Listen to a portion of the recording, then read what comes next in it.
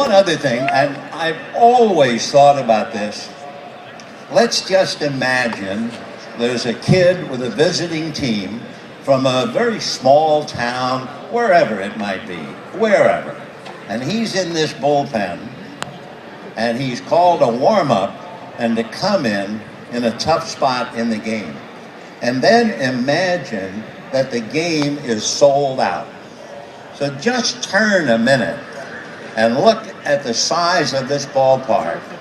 Picture 55,000 people, and you're 19 years old, and you're from Echahoquia in Navajoa. And here you come out of that bullpen with this place full of people.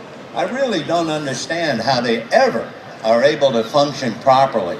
At least with us, we're aware of the crowd up in the press box, but you don't hear the individual voices like we used to hear in Ebbets Field.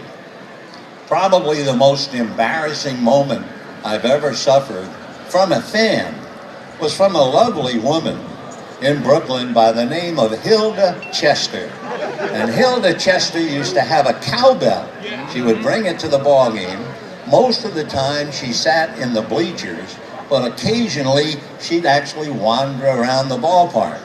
And it was a quiet Saturday afternoon, and we were playing a last place team, so there weren't a lot of people in the ballpark. And it was my first year, and Red Barber was doing his usual great job, and I was just sitting there very prim and proper, writing down the plays. And all of a sudden I heard this deep, basso profundo voice of Hilda Chester, and she said, "Vin Scully, I love you."